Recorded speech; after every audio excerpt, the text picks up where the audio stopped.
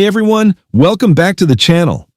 So picture this, you're on death row, you survive your first execution attempt, and then the state decides to make you the world's first guinea pig for a completely untested method of execution. Sounds like a nightmare, right? Well, that's exactly what happened to Kenneth Eugene Smith in Alabama. Today, we're diving deep into his final meal, his last words, and the shocking details of the first ever nitrogen gas execution that had the entire world watching. Trust me, this case is unlike anything you've ever heard before, and by the end of this video, you'll understand why it sparked a global debate about the death penalty. Let's get into it. The crime that started it all. Alright, so let's rewind to 1988. Kenneth Eugene Smith wasn't your typical criminal mastermind. He was basically a hired hand in one of the most twisted murder plots you can imagine. Elizabeth Sennett, a 45-year-old pastor's wife, was brutally murdered in her own home. But here's the kicker. It was her own husband, Reverend Charles Sennett, who orchestrated the whole thing. The Reverend was drowning in debt and having an affair, so he figured, why not kill two birds with one stone? He hired Billy Gray Williams as a middleman, who then recruited Kenneth Smith and John Parker for the job. The price tag for a human life? Just $1,000 each. Can you believe that? Here's where it gets even more twisted. The Reverend gave them money to buy a gun, but Smith and Parker spent it on drugs instead. So they showed up to murder this innocent woman with just a survival knife. Elizabeth trusted them enough to let them use her bathroom, and that's when they attacked her. She was beaten and stabbed 10 times, 8 in the chest, 2 in the neck. The mastermind never faced justice, though. Reverend Sennett took what his victim's son called the easy road and committed suicide just 1 week after the murder. The controversial death sentence. Now, here's where things get really interesting from a legal standpoint. Smith's path to death row was, let's just say it was bumpy as hell. His first trial in 1989 resulted in a death sentence, but get this, it was overturned because prosecutors had unconstitutionally kicked black jurors off the jury. When they retried him in 1996, something remarkable happened.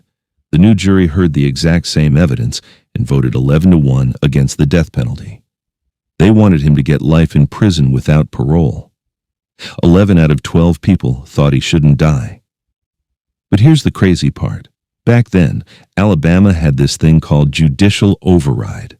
The judge could basically ignore what the jury wanted and impose death anyway, and that's exactly what happened. Judge Pride Tompkins said, "Nah, I think he should die," and overruled the jury's decision. This practice was so widespread that Alabama became the last state to ban it in 2017. But hey, they kept it classy and didn't make it retroactive, so Smith got to stay on death row. It's like changing the rules of Monopoly halfway through the game, but only for the other players. November 2022. The execution that wasn't. Fast forward to November 17th, 2022. This is where Kenneth Smith's story becomes absolutely horrifying. The state was ready to execute him by lethal injection, but what happened next was like something out of a medical horror movie. Picture this. Smith gets strapped to the gurney at 7:57 p.m. 2 minutes later, a court issues a stay of execution. His lawyers immediately inform the prison officials. But do they release him? Nope. They keep him strapped down for 4 freaking hours while they try to get the stay lifted. At 10 p.m., the execution team starts trying to find a vein for the IV. For over an hour, they're stabbing him with needles, his arms, his hands, even his muscles. At one point, Smith cried out that they were painfully jabbing his muscle, and the executioner basically told him he was wrong. When they couldn't get a peripheral IV, they got creative. They put him in what the legal documents called an inverted crucifixion position and started trying to jam a needle into his collarbone area to access his subclavian artery. A prison official had to hold his head away while he screamed in pain. The whole thing was so botched that around midnight, they finally gave up. Smith was left traumatized, shaking, hyperventilating, and so dizzy he couldn't walk. A trauma expert later diagnosed him with PTSD from this mock execution. Before we continue with what happened next, if you're finding this case as fascinating and disturbing as I am, please hit the like button and subscribe for more in-depth dives into true crime cases that have shaped legal history. And ring that notification bell, because trust me, you don't want to miss what comes next in this story. Enter nitrogen gas, the untested method. After completely screwing up the lethal injection, Alabama had a problem. They'd legally agreed not to try lethal injection on Smith again, but they still wanted him dead. So what did they do? They decided to make him the world's first test subject for nitrogen gas execution. The state was extremely confident about this new method. Attorney General Steve Marshall repeatedly referred to it as the most painless and humane method of execution known to man. They claimed it would cause unconsciousness within seconds and death within minutes. Sounds clean and scientific, right? Well, here's the problem. Even veterinarians won't use this method on animals because it's considered inhumane. The American Veterinary Medical Association says nitrogen hypoxia is unacceptable for euthanizing most mammals because studies showed animals experienced panic, distress, and seizure-like activity.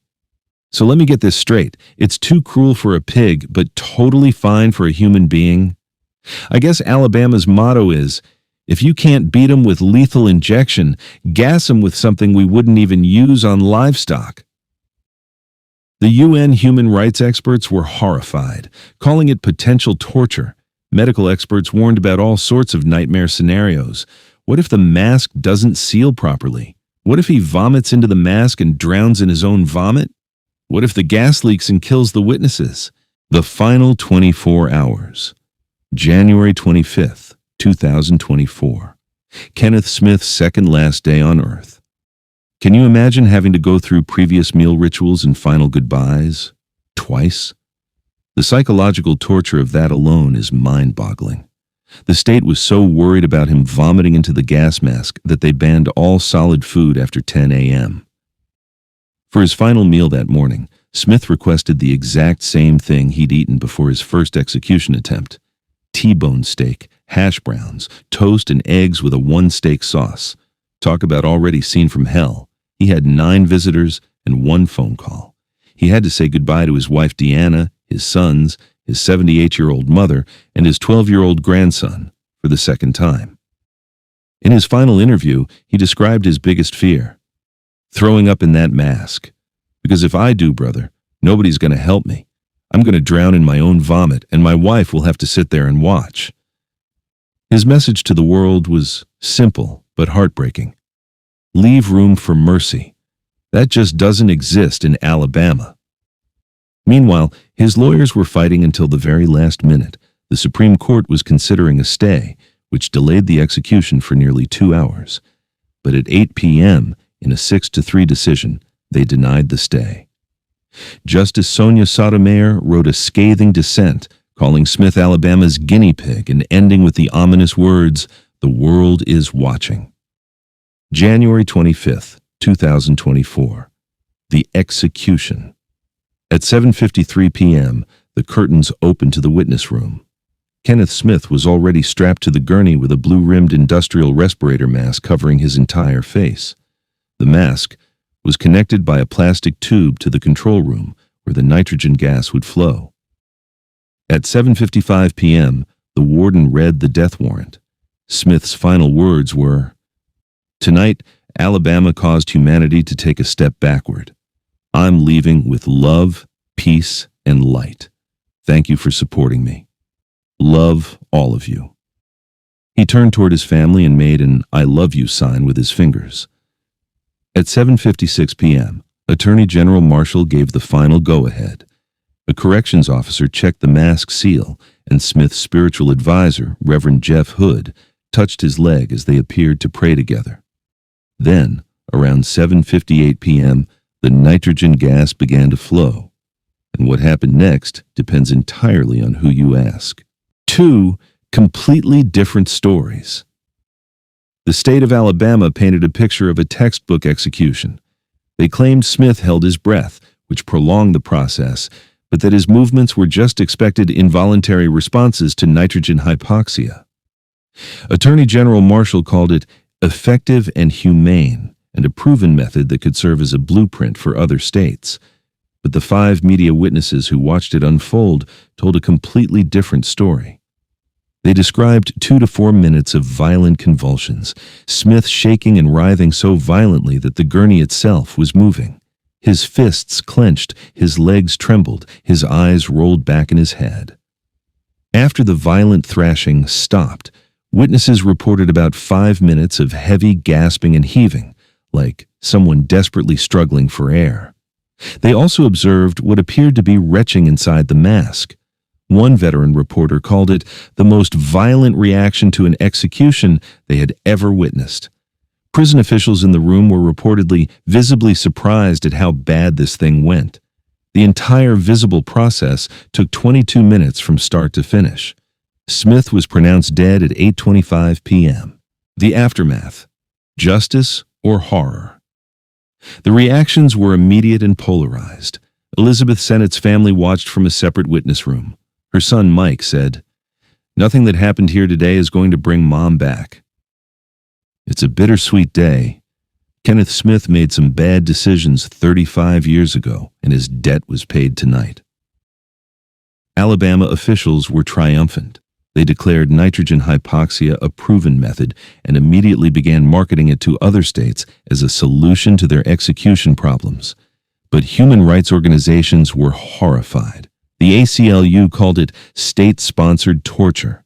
UN experts condemned it as unethical human experimentation that likely violated international law. Smith's spiritual advisor, who was right there with him, described the horror of what he witnessed. What we saw was minutes of someone struggling for their life. So there you have it, the complete story of Kenneth Eugene Smith, the man who survived one execution only to become the world's first nitrogen gas execution. Whether you see it as long overdue justice for a brutal murder or as state-sanctioned torture of a man whose death sentence violated modern legal standards, well, that's for you to decide. What's undeniable is that this case has opened a new and deeply troubling chapter in the death penalty debate. Other states are already looking at Alabama's blueprint, which means this won't be the last nitrogen gas execution we see. What do you think? Was this justice finally served, or was Kenneth Smith subjected to cruel and unusual punishment? And should other states follow Alabama's lead, or ban this method before more people go through what Smith experienced? Let me know your thoughts in the comments below. If this deep dive into one of the most controversial executions in modern history was worth your time, please give this video a thumbs up and subscribe for more true crime content that examines the cases shaping our legal system.